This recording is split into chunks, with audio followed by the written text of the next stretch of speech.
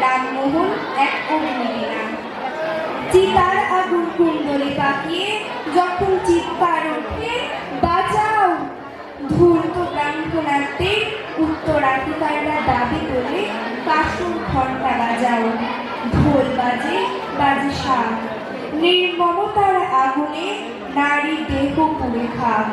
সধবা নারীর দল মূর্খ ছিল যত, পোড়া নারী দেহ সামনে করে মাথা নত।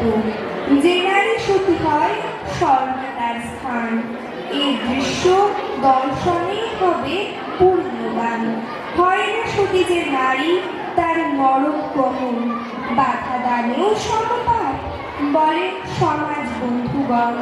উড়িয়ে দিয়ে এহেন বিধান এসে দাঁড়ালেন যিনি, আর কেউ নন, রায় গরিমা, ভারত পথিক তিনি।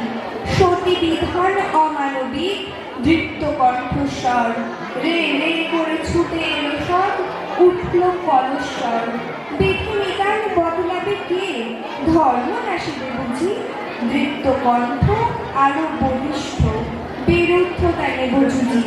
বন্ধ হোক সব মিথ্যে বিধান, অধর্মীয় সংস্কার। মানুষ হও সবে, অন্ধকারের নিয়ম করো পার। অন্ধকারেই আঘাত আসে, পায়ে লেখের যত, যার যার রবে আওয়াজ করে সমাজের বুকে ক্ষত। ধর্মার্থ হিন্দুরা ভেবে গেল, জাত কুল মান, রায় মহাশয় সদর্পে চলে, গোপনে শ্মশানের বুকে স্থান। এগিয়ে এলো ব্রিটিশ সেখায়, প্রাণ বাঁচাতে তার। এই তো দেশ ভারতবর্ষ, ভিন্ন ধর্মের আধার। আবেদন যার পেন্টিং আছে, সাথে তৃপ্ত রামমোহন। পূর্বে না কোনো নারী বিহার, কারণ তাতে মানবতা হনন। সন 1829, নিষিদ্ধ সতীদাহ প্রথা। রাজামশাই হাসেন সেদিন, লুকানো শত ব্যথা।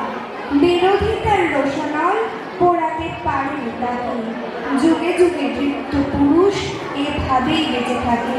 নমস্কার।